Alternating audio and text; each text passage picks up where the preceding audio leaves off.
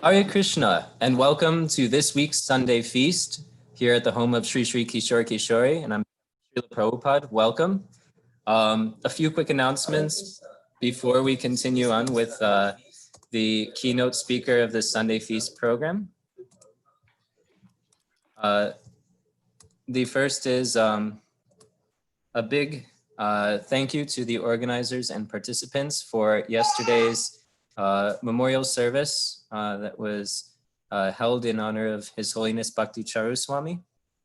That was hosted through Zoom, and it will also be made available on YouTube in the near future. Also, just an announcement that registration is open for a virtual Bhagavad Gita summer camp for children between the ages of 5 and 14. And finally, also, virtual Sunday school registration is now open.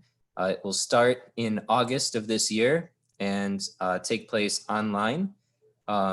Registration is available through the temple website. Finally, very excited to introduce tonight's speaker. We've been best friends for more than a decade now, and got our start in Krishna consciousness mostly together.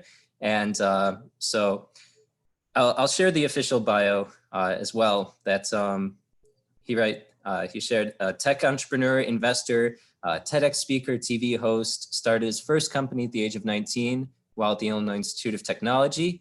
And while doing all of that, also helped to establish some of the Chicago projects like Krishna House, Krishna Lunch, and expanding the Krishna Talk program, college preaching at the Illinois Institute of Technology.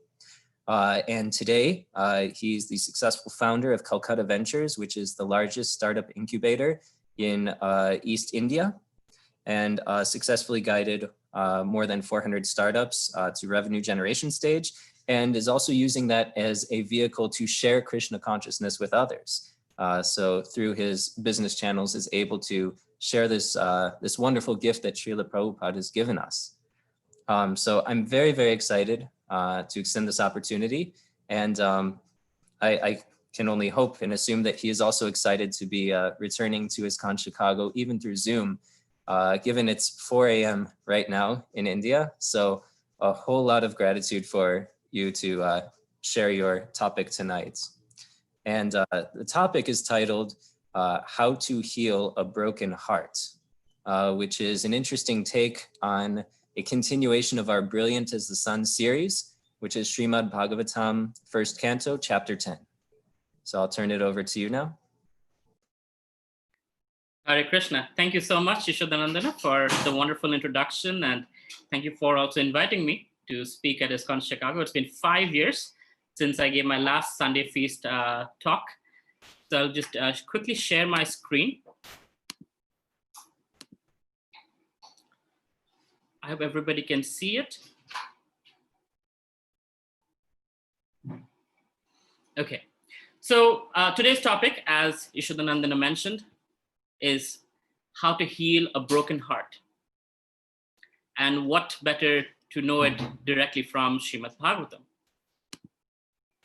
So we'll be, I've been told to summarize the chapter 10 of Canto 1, which is basically about the departure of Lord Krishna from Dwarka. So I'm going to not go into all the verses, but I'm going to pick and choose a couple of verses and then share some inspiration and practical application.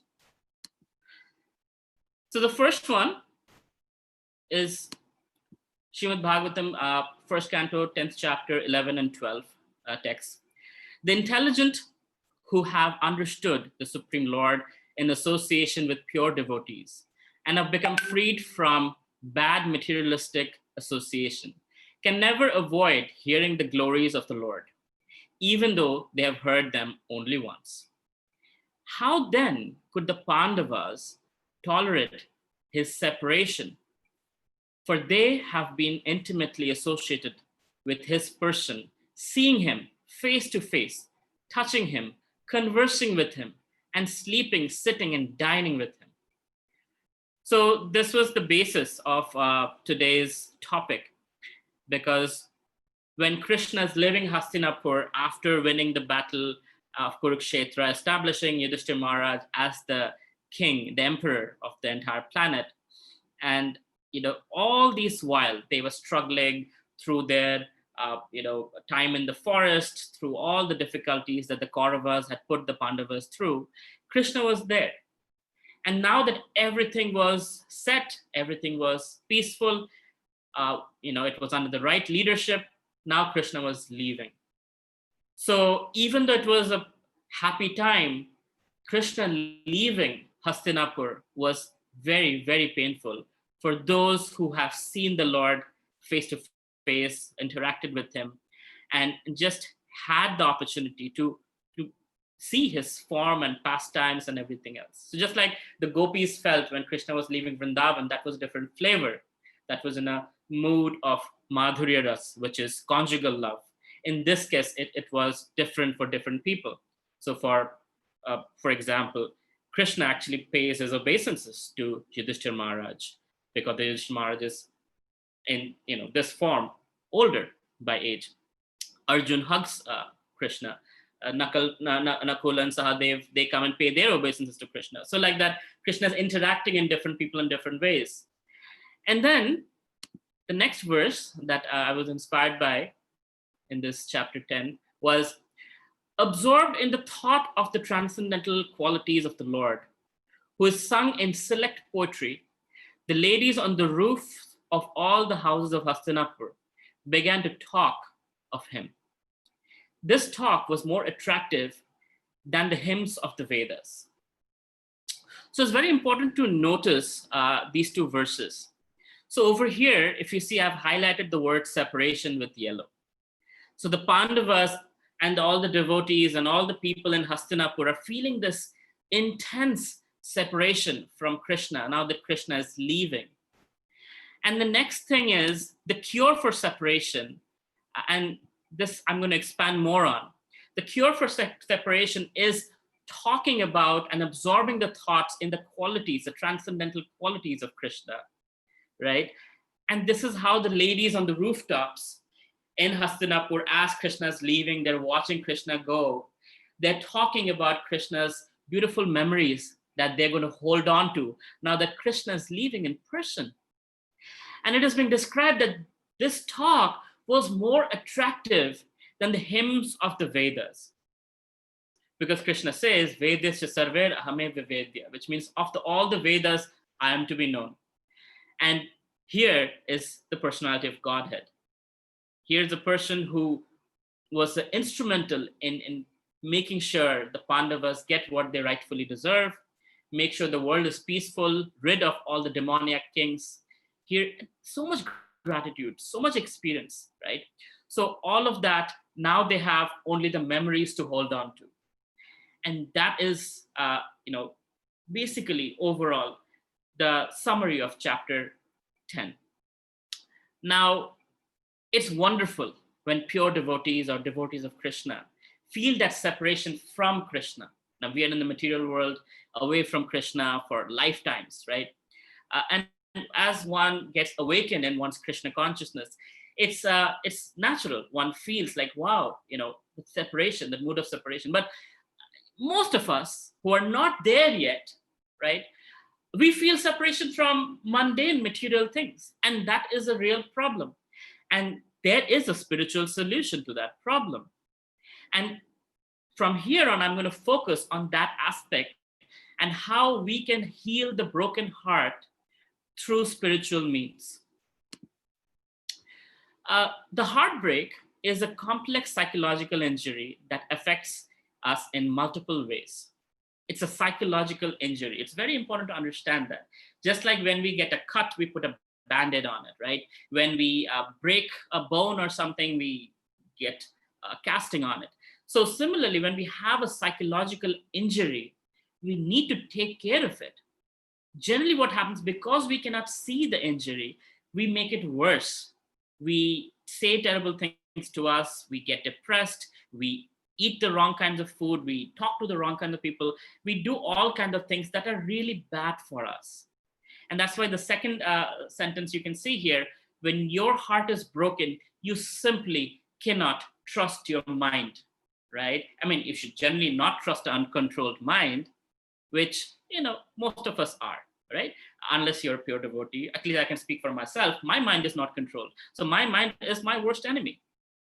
So, but when we have a heartbreak or when we are psychologically injured, then definitely the heart, the mind is going to mislead us into things that we might regret later on. Because the only thing that is good for us, the hollowness in the heart that we are feeling, is Krishna shaped. Now, one can come from different religions, one can come from different backgrounds, but we belong to the Supreme Father, Krishna. Mamaivam sa jiva loke jiva bhuta sanatanaha. Krishna says, right? You're part and parcel of me. Aham bija pradapita. I'm a seed-giving father. So we are part of Krishna. We are a tiny, insignificant, minuscule, but still a part of Krishna. And only when we are connected with Krishna, that's when we are happy. When we're disconnected from Krishna, we can never be happy, no matter how much we might be getting temporary relief, but we cannot experience happiness in matter. For example, a fish just pulled out of water. You can pull the fish in red wine. You can put the fish in ice cream, in a nice limo. Give it whatever comforts you want, but the fish will be only happy if it's in water. Even if the water is dirty, it'll be happy in water because it can breathe. Similarly with us, the heart needs Krishna to heal fully. Otherwise, there's always going to be something missing, the missing piece, right?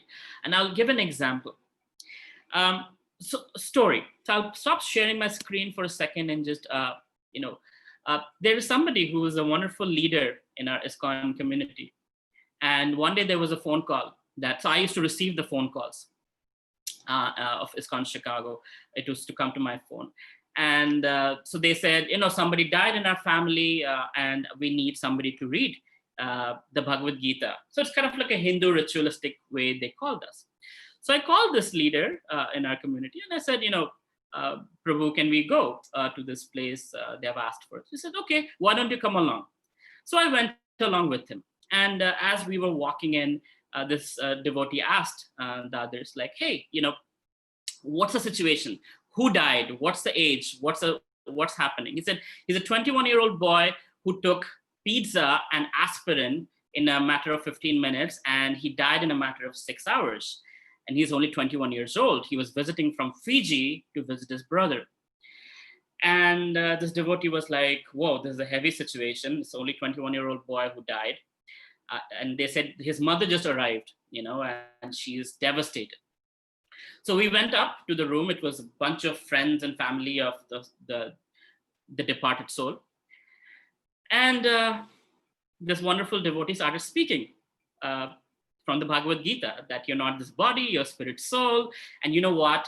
Death does not mean end of it. You can actually benefit the soul by chanting Hare Krishna. The fact that you're reading Gita together is benefiting the soul. You're not helpless. You have access to benefiting this person who has left. This person is not ended. This person is there, but at a different place. And these other friends that were there, they were all IIT Kanpur graduates working in Chicago, all classmates, friends, and they had brilliant questions. And this wonderful devotee answered the questions beautifully. And they said, Prabhu, can you come tomorrow? And he looked at me and he said, sure, we'll come tomorrow. So we went the next day. And again, the mother was devastated. Everybody was very sad. It was a very morbid situation.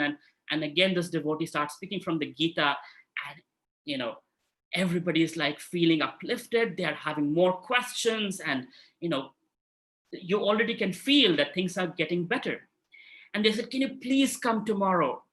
And again, next day, this wonderful devotee and myself, we went there and we spoke. So this devotee I'm talking about has a great sense of humor. And almost every lecture he gives a joke, right? But he was not able to joke because, somebody's died. And I tell you, in 2 days of hearing Bhagavad Gita, these people were uplifted so much that this gentleman, this devotee, was able to actually crack his first joke, and they were laughing, including the mother who lost her 21-year-old boy. And that mother told her elder son, he said, you need to be with these devotees. You need to learn the Gita. And from there, now they were saying, please come again. And we were like, okay, we have come 3 days in a row. We can make it into a Bhakti Vriksha. And we made it into the Sheridan Bhakti Vriksha. It was in Granville and Sheridan. And every week for the last whatever number of years, we have had that Bhakti Vriksha. And many of these devotees you'll see in Sunday feast, and many of you are probably watching on YouTube. But such a terrific outcome of a horrible situation, right? Wonderful devotees came out of that terrible situation. So just by placing Krishna in the heart, that broken heart was healed. People were finally smiling, including the mother, and their lives transformed, right? They were not only parents and friends and accomplished professionals, but they became devotees of Krishna. So I'll go back to sharing my screen again.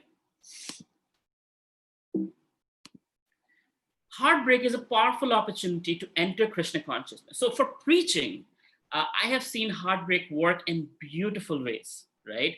Especially to millennials. So this is a very intriguing picture. So what happened, my co-founder of Kolkata Ventures, as Yaśodā had introduced, he's an IIT Kharagpur graduate, and he came to Krishna consciousness from a heartbreak.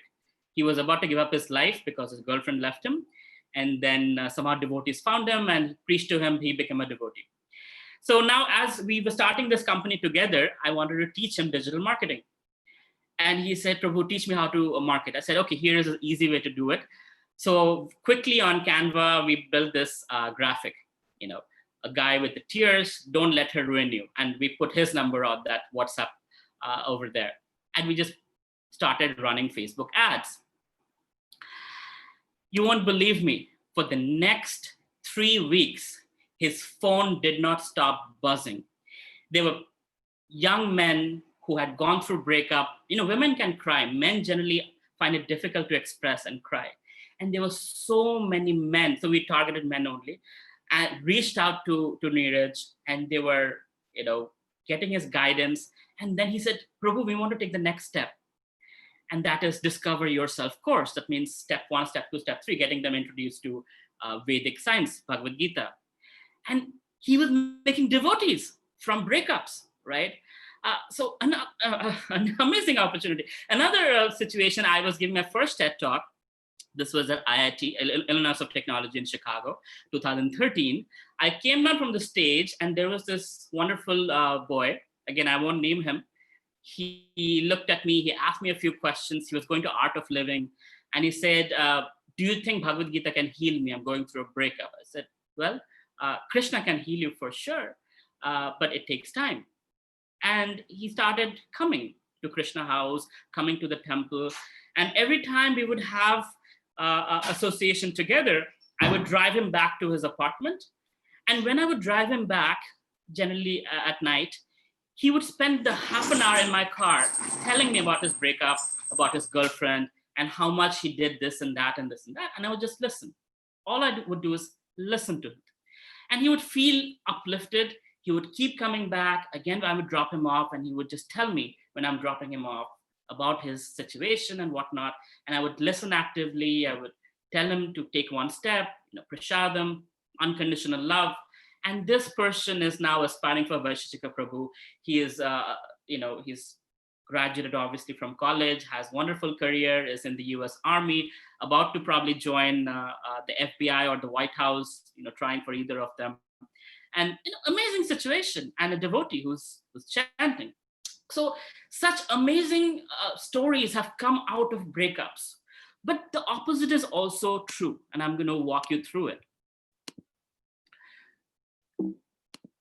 So a heartbreak is a master manipulator that makes our mind do exactly the opposite of what we need in order to recover. This happens, right? When we go through a heartbreak, right? We get addicted to something. So sometimes it's food, sometimes it's drugs, sometimes it's something else. So the way it works, psychologically speaking, is see food, eat food, feel good, repeat. So there's a trigger, behavior, reward, right? Trigger, behavior, reward. So what's happening on the brain level is the brain says, next time you feel bad, just eat and you will feel better. So instead of hunger trigger, it is a sadness trigger that urges us to eat. So instead of fixing the problem, you eat. Problem does not go away, so you eat more, cycle continues. Trigger, behavior, reward. So that's the opposite situation. When you don't bring Krishna consciousness, these things can happen, because when you are under stress, the cognitive brain goes offline, which is capable of figuring out good and bad. It just doesn't function so well, right? So you stop realizing you're hurting yourself. So when helping someone heal from a breakup, actively listen. These are some practical, ways. Just like those women in Hastinapur, they were talking to each other about Krishna's pastimes, about Krishna's qualities, right? They were helping each other out.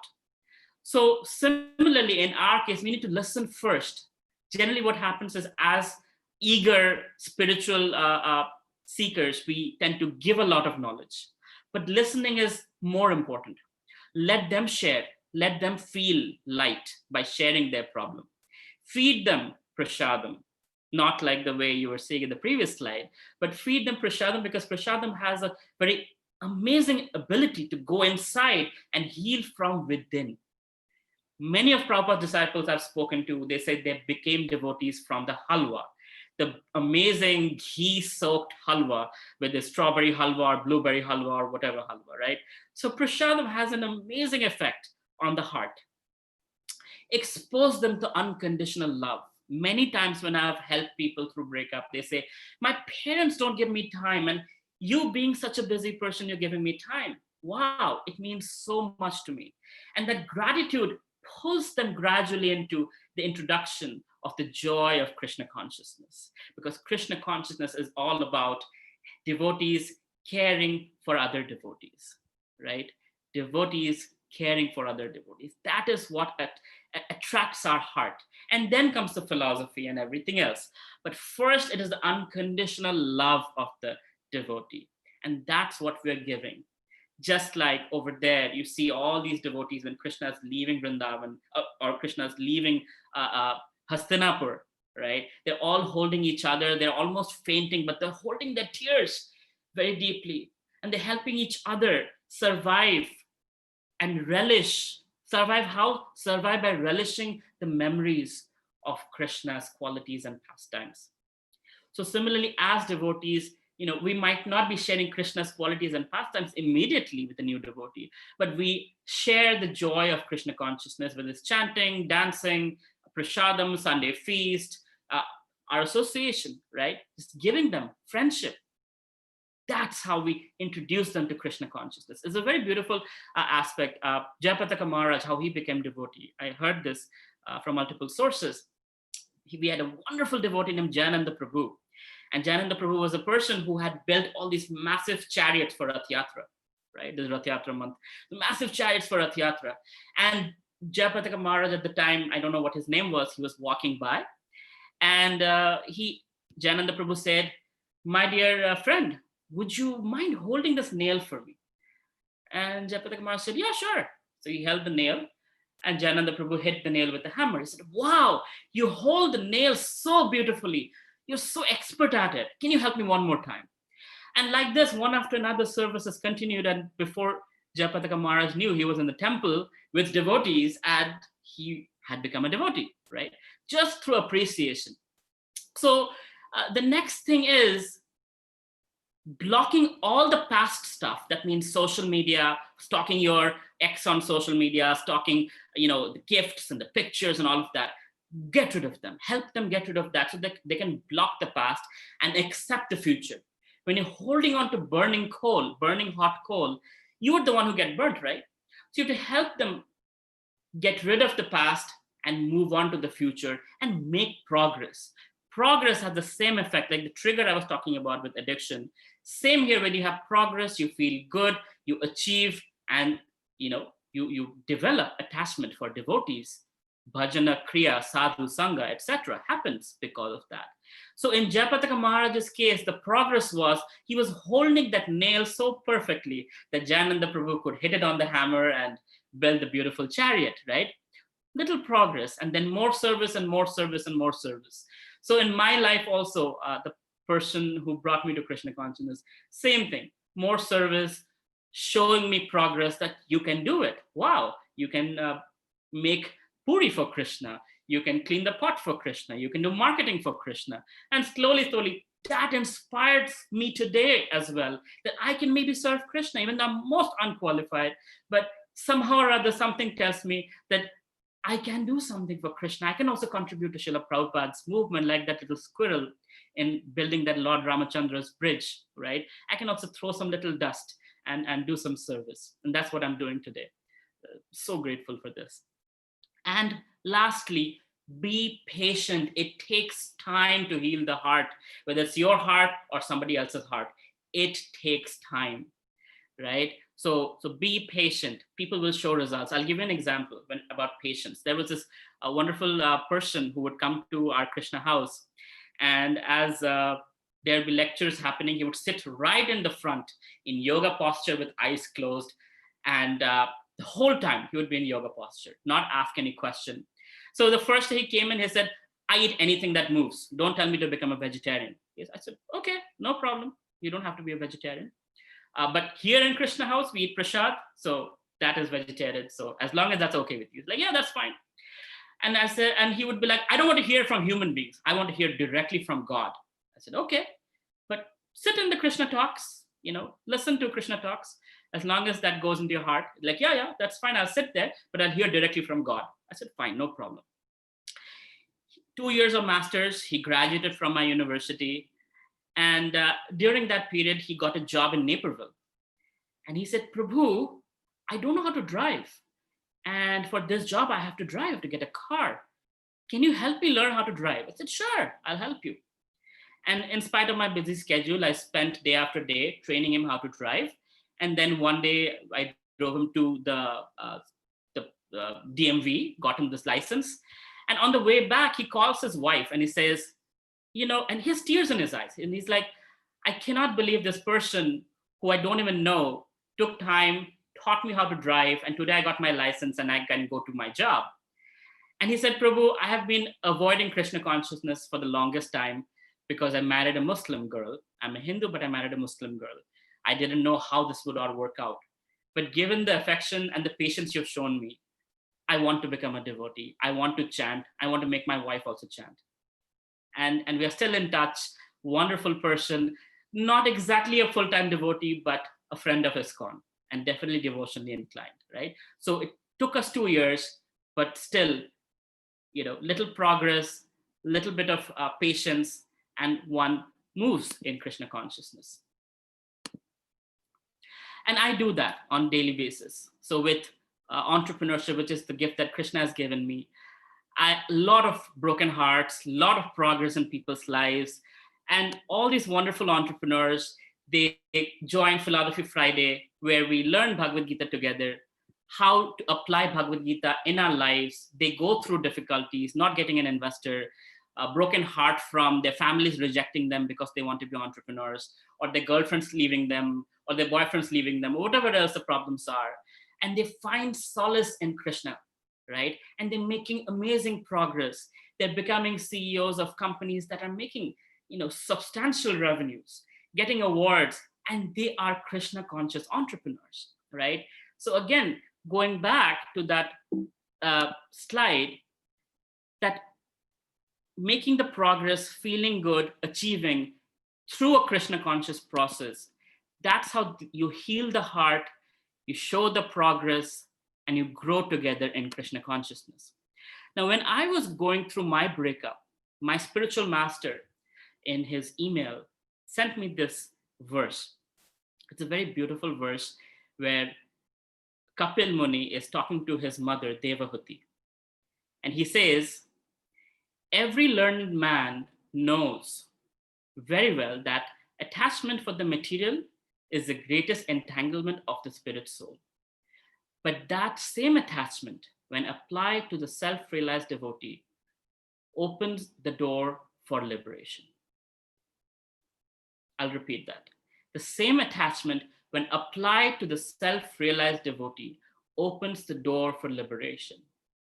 So as a devotee now, let's talk about us, right? We go through heartbreaks.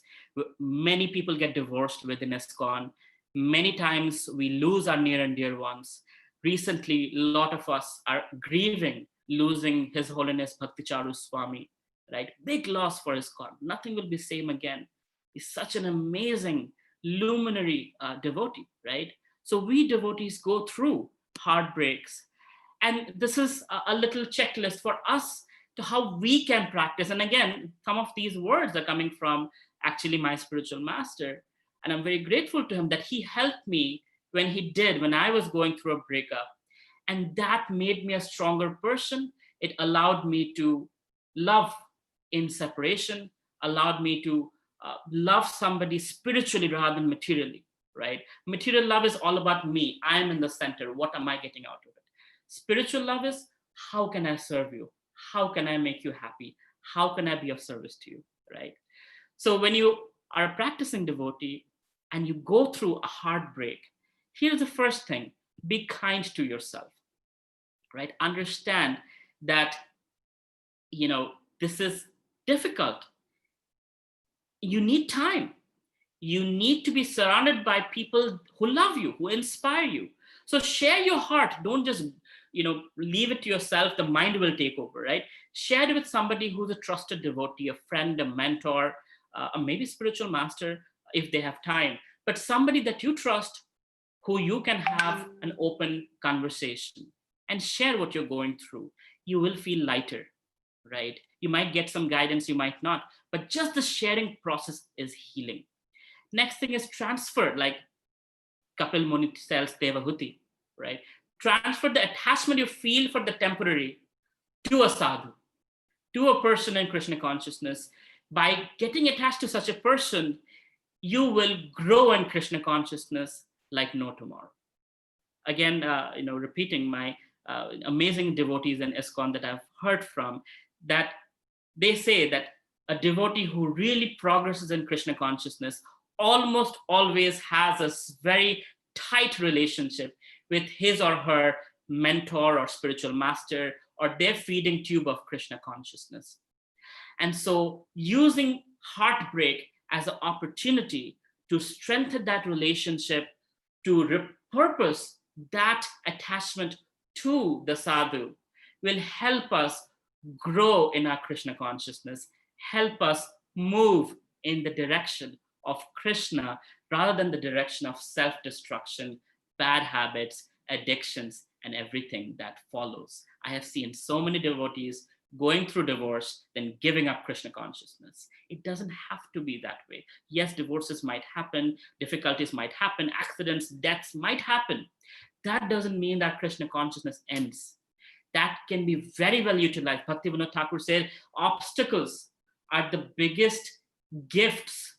They're the biggest opportunities or milestones of growth in Krishna consciousness.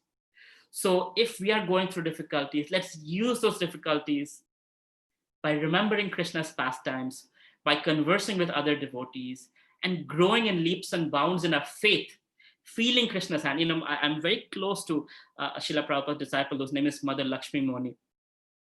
And I was again going through a difficult situation, and I said, Mataji, please pray for me. She said, Ajita, I will not pray for you that Krishna take away your difficulty, but I will certainly pray that Krishna holds your hand. And I certainly will pray that you can feel Krishna's hand holding your hand. And I tell you, it was so powerful. It was a very difficult situation. And, it was, the time when I was leaving Chicago and coming to India and all of that. But that Krishna holding my hand and feeling that, even today when I go through difficulties, I just hold Krishna's hand like this. And that feeling that Krishna's there, right? I might be going through difficulties. We devotees don't escape, right? Just like Arjun, he wanted to go to the Himalayas. The whole Bhagavad Gita is, we don't escape. We face the difficulty head on, but we hold on to Krishna.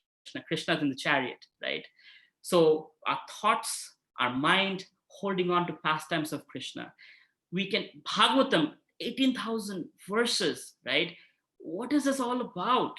It's about finding a situation that we can relate to with our situation and be like, okay, this personality did this. Prahlad Maharaj, when his father was trying to kill him, he was in this consciousness. Or Prithu Maharaj or Ambarish Maharaj, this is how they dealt with their difficulties. And this is how we can deal with our difficulties. These realities, these thoughts, these pastimes help us live through our difficulties, right? That's what the Srimad Bhagavatam is so big, so massive, because it gives us so many pastimes. Everything is included, right?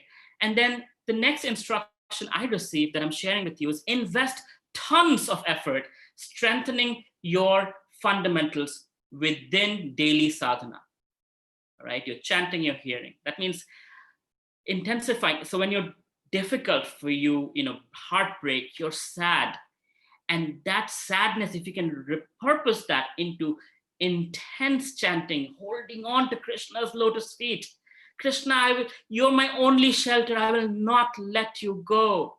Krishna, help me, right? That, like Prabhupada says, chanting like crying out to Krishna. So that crying out to Krishna becomes positive. It becomes possible when we are going through a heartbreak, a difficult situation. So intensifying your daily sadhana, hearing, chanting, and all of that will again help you heal that broken heart.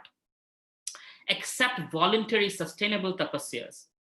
Again, this is for devotees who are practicing for a while in the process of chanting, rising early in the morning, eating less, etc. Right? These things help you control your senses, and sense control assists with mind control. The mind is taking you back to those memories. It's taking you back to all the things you could have probably done to stop that breakup from happening, to stop that bad thing from happening, right? To stop your business from failing, to stop your boss from firing you. Whatever else that heartbreak is, right? The mind keeps bringing you back to lamentation. And Krishna says, na shochati, na kaṅkṣati, right? No lamentation, no hankering, be in the present. Mind will keep you taking there and there. Lamentation, guilt. Once guilt, lamentation happens, you're in depression, and oh boy, it gets so much more difficult for other devotees to pull you out of it. So don't get lost in lamentation, rather follow these principles and use these principles to uplift your mind, to control your senses, and use, the memories of Krishna's pastimes to help you uplift your mind. It's amazing how it works.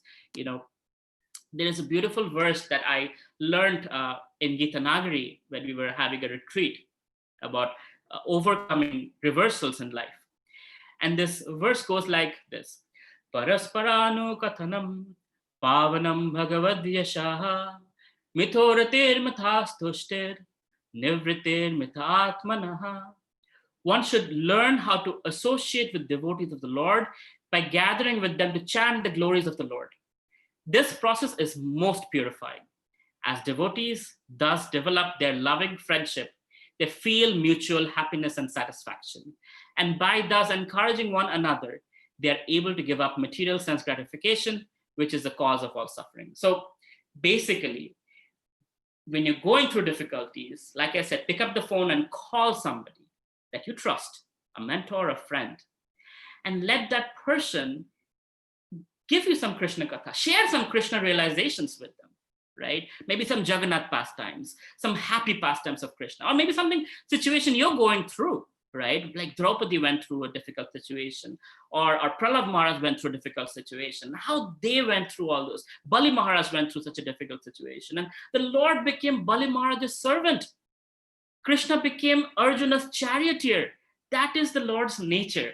So when you remember these pastimes, it builds intense amount of confidence, intense amount of like, I can do it. Yes, with Krishna's help, anything is possible. Krishna will not let me go. Krishna is there for me. So I'm not alone.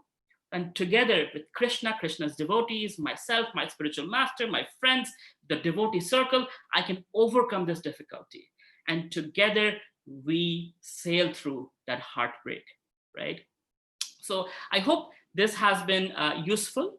I wanted this to be a more conversational than one-sided. So I'll end it here. If you want to connect with me, you can connect with me on LinkedIn or Instagram. My name is Avelo Roy. I'm the only one with that name worldwide. And you could go to YouTube/Avelo Roy, where you can see more videos on practical application of Krishna consciousness, entrepreneurship, Bhagavad Gita chapter summaries. I have made 200 plus videos just as a gift for all of you. So I'll stop sharing my screen and reach out to Yaśodā Nandana if there are any questions from our audience. Okay. Hare Krishna, thank you so much for that very energizing and inspiring speech. Couple of questions so far. The first one is, well, the first question was mine actually. I appreciate your topic on healing a broken heart, because when there are things that are emotionally challenging, it's easy to try to philosophize things rather than acknowledge the feeling. Could you share a little bit more along that line of where there is that intersection of philosophy and emotion? Absolutely, absolutely. So that's the part. If you remember, the first point was be kind to yourself, right? So you have to give yourself time to heal. We know the philosophy is here, but we are here, right? There's a gap between what, for example, Ambarish Maharaj could do when there was someone who's trying to kill him, or Prahlad Maharaj, they were completely untouched by a life-threatening situation. We are not there yet. I mean, at least I'm not there yet. I cannot speak for you. But so that's where it comes for, like, you know what, I need time. And in that time, like I said, be connected to mature devotees who can be practical, who can give you Krishna Katha, but also some practical solutions. Eat good prasadam, listen to good music, just be in a good state. Don't let other negativities come in. Don't be around negative people. So the important part is to give yourself 7 days, 10 days to just, get over it. And then figure out how you're going to take the next steps. But generally what happens is we try to suppress all of that. I'm a devotee. How is this Maya coming into my life and whatever. And we start preaching to ourselves, and that can be harmful. So that is like, like I said, the injury, the psychological injury, where you have a cut, instead of putting a Band-Aid, you take a chainsaw and you start drilling that cut, and that's terrible. So that's where we have to be practical, give ourselves a little bit of healing time, and then with the help of Vaishnavas and friends, we can move forward. Okay. Thank you so much. A couple of comments as well. One from Rishikesh, who writes, Hare Krishna Prabhu, thank you for sharing Bhagavatam 110. It really made sense to me. Another comment from YouTube, Nick Rokup writes, hi Avelo, thanks, and looking forward to hearing from you. Hi Nick, good to see you. Nick is from IIT, from my university. He's a professor there of entrepreneurship. So very happy Nick is joined. I hope it made sense to you, Nick. All right. This is a question from Amara Mataji. A question regarding not being able to trust the mind. Failure causes heartbreak too. This does not let me trust my mind, and there is a feeling of self-doubt. How to come out of this situation? So, unfortunately, the mind is inside us. So if you try to fight the mind, it's very difficult, because the mind will make you believe things that are exactly opposite of what will heal you. So I'll give you a small example. There was this lady, she had gone through divorce. And then it took her 5 years to heal from the divorce. Then she went into actually dating again. And she found a wonderful man, went on a date. And, she, before going to the date, she told her best friend, hey, you know what, there's this wonderful gentleman that I've fallen in love with. We're going on the first date. I really hope it works out. She goes on the date. They're about to order something. This man 10 minutes into the date, gets up, walks away. She feels embarrassed. And she's trembling. She's like, oh my God. She calls up her best friend. It's like, oh no, this happened. This guy I was really looking forward to dating, he just got up and left. I feel embarrassed. Everybody's looking at me like I'm an idiot. And the person on the phone, her best friend, tells her, of course, look at yourself. You're fat, you're big boned, you're ugly. How dare you think a guy like that can date you? Think about that for a second. I mean, we wouldn't call that a good friend, right? Guess what? That's not another person, that's your mind. So that's what happens to us. We look at the mirror and we say terrible things to ourselves. So it's very important that we find a trusted Vaishnava who is mature, who can walk us through the process, who can give us a Krishna conscious path to get out of it. And I have been very fortunate to have friends, mentor, other people who are very positive and encouraging. In one time I was having a financial difficulty, and someone told me that, your father is Krishna. And his wife, what's her name? I said, what's her name? It's Madhavi. You know what that means? I said, no. I was new to Krishna consciousness. He said, Madhavi is the name of goddess of fortune, Lakshmi Devi. And her husband is Krishna, Madhava. What are you worrying about money? He is the owner of all money that's out there. So I was like, wow, immediately with that one phone call, it changed everything. I was able to think straight, try to figure out things and move forward in life. And so it's very important that we don't just cry in pain alone. Prabhupada built a wonderful society called ISKCON, which is a house where all devotees can live together. So I highly encourage Mataji that, we reach out and get help. Failure is, being an entrepreneur, I can tell you, gone through a lot of failures. And you can ask anybody. So my material name is Avello Roy, right? Avello is named after the middle name of Thomas Edison, Thomas Alva Edison. So Thomas Edison is known for failing 10,000 times. He tried to build the light bulb. And in the process, he failed 10,000 times. And only after that, he was able to get a light bulb that, lights up. And we are all sitting in nicely lit rooms. So don't worry about failures. As long as you're learning and you're not repeating the mistakes, it's okay. Get guidance, move forward. Don't let your mind tell you what is wrong. Let a Vaishnava guide you through the process. Take the path of Krishna consciousness. With a higher taste, you will overcome lower taste. Sorry, long answer to a short question.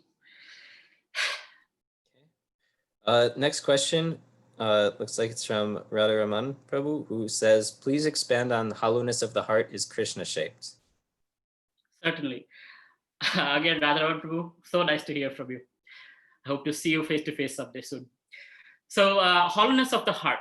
So I'm sure when you go through a difficult situation, it feels like it's going to break apart, right? That it feels that hollowness. So what it really means is that something that we have been holding on to so dearly, and generally it's material, right? That has been yanked out from us. Something that we are so attached to has been yanked out from our lives. And that, because that's gone, so whether it's a parent or a lover or a car or whatever that we held dear to ourselves, because it's gone, there feels that void. And we try to fill that void with food or addiction or whatever else. We try to feel that void. But what we don't realize is that void has always been there. And that void has been there since time immemorial when we left Krishna. And unless we fit Krishna in that void, it will always feel temporary. We will be happy for a little bit. The quality of happiness will be lower. And again, we'll need something else to feed that, right? So no matter how successful people are, I have had the opportunity to be, mentored by millionaires, billionaires, and I've seen them. They're worried about their wife cheating on them, their kids not even calling them once in a month, right? Even though they have everything. And that's the hollowness of the heart, that you have everything and you still, you have nothing because there is no connection. And only when Krishna enters the heart, you feel, wow, I feel connected. Even though you might be going through the worst of time periods, you feel you're protected, you're sheltered, and you're in a good place. You feel fearless. That's why Abhay Charanaravinda Bhaktivedanta Swami Srila Prabhupada, right? Abhay Charan. Srila Prabhupada's name is Prabhupada because he's at the fearless, he's fearless because of the lotus feet of Krishna, Abhay Charan. So similarly, that hollowness of the heart can be filled when we connect with Krishna in loving service. Okay, I'm not seeing any follow-ups to that. There are some questions in the Zoom chat. Oh yeah, no, what I meant is from the previous questions, there are no follow-up for clarification. So it looks like we're good there. This question is from Aditya, who writes, not directly related to heartbreak, but how would you advise one break an addiction? So just like we saw there in the slides I had mentioned. So addiction works with the trigger. So addiction comes because there is a hollowness in the heart. It is actually directly related to something that is missing in the heart, whether it's a relationship that is lacking with our parents, or somebody said something when we were a kid and that led to feeling insecure, whatever that is leading. So we're trying to fulfill that void with the addiction, right? Because whenever that trigger comes in, we feel depressed, we plug in the addiction, whether it's smoking, food, whatever else. How to get rid of it? By replacing. So the trigger comes and we slowly replace. So I'll give Prabhupada's example. When Srila Prabhupada had given Shyam-Sundar Prabhu to make the deities of Jagannath, Baladev, Subhadra, Prabhupada walked in to see how the carving of the deities was happening. And he saw the Shyam-Sundar Prabhu was smoking, and there was, I think, cigarette packet on top of one of the deities. Prabhupada was very chilled, very calm. He didn't freak out. And he said, Shyam-Sundar, this distance between you and Krishna is this big. The distance between, the cigarette butt. So he instructed him that slowly to reduce the number of smokes he has per day, and then reduce it on a weekly basis, and then reduce it on a monthly basis, and then eventually gradually give it up. And Shyam-Sundar Prabhu was able to do that. And he's one of the pillars in ISKCON, and I don't think he has smoked ever since. So slowly, gradually, small steps, and we can overcome smoking with gulab jamuns, right? Video games with Krishna's pastimes, right? So whatever things that we are addicted to, we can find an alternate for it. Like I used to be a meat eater. Like I used to be addicted to meat eating. I'm a Bengali.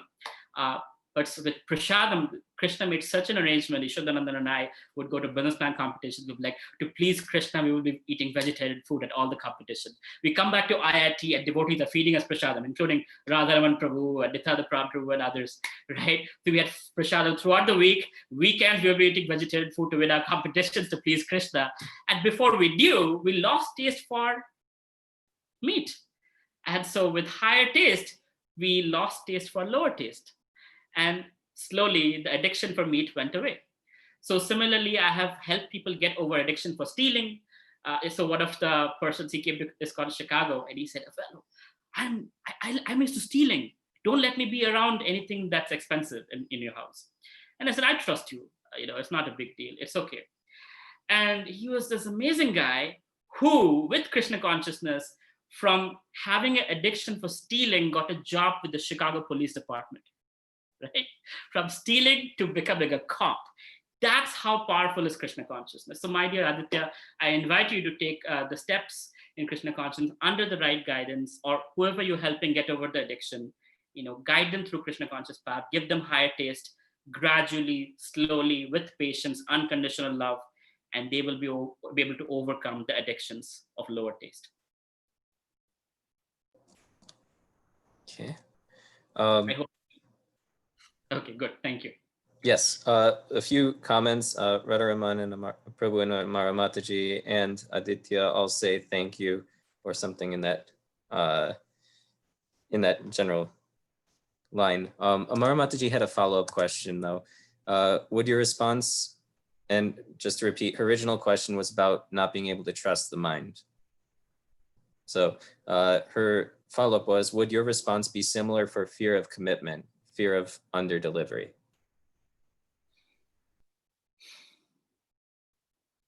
So the fear of under delivery or commitment is coming from a past fear.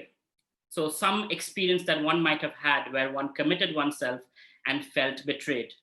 Or under delivery could be coming from a fear of you gave your 100% to someone and it wasn't up to the expectations of whoever you were trying to please. So the important thing is to not hold on to the past. Like we said, don't get stuck in the lamentation mode, but understand that when you have come to Krishna consciousness, the bhakti yoga process, yoga means to connect. The bhakti yoga process is to connect in devotional service with the unlimited Supreme Father, who in Bhagavad Gita says, yoga kshemam vahami aham, which means I sustain what you have and I carry what you lack. I carry what you lack. So Amara Mataji, understand this, whatever you think you lack, Krishna will carry that for you as long as you're connected to Krishna in loving devotional service. So no worries. Take the first step, gradually, slowly, and feel Krishna's hand holding you. I pray that Krishna holds your hand and feel Krishna's hand holding you. When you feel Krishna's hand, your faith will develop. You will take the next step and the next step. And like a snowball effect, as your faith grows more, you will not feel the fear. But you have to take the first step, pray to Krishna, know that you're connected to Krishna, so he will help you, right? And slowly, slowly, gradually grow your faith, take the steps and move forward in your commitments as well as in your deliveries of high performance in your work or whatever else you might be referring to. Okay. It looks like we have time for one more question. This is from Shiv Senthil Prabhu, who writes, Hare Krishna Prabhu, thank you for the lecture. Can you share some light on continuous failures that trigger not a heartbreak, but makes one feel insecure and worthless? So repeated failure in a devotee's life could mean that Krishna is trying to get across a message and maybe we are not listening. We're not able to hear it. So what I have learned is to pray humbly to Krishna that, my dear Krishna, I might be a little dense, that I'm not able to hear what you're trying to communicate to me. Please give me the ability so that I can understand and not repeat the mistakes that's leading to this repeated failures, right?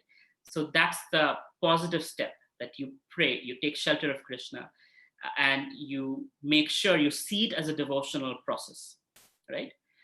And see the failure as Krishna actually investing in interfering in your life.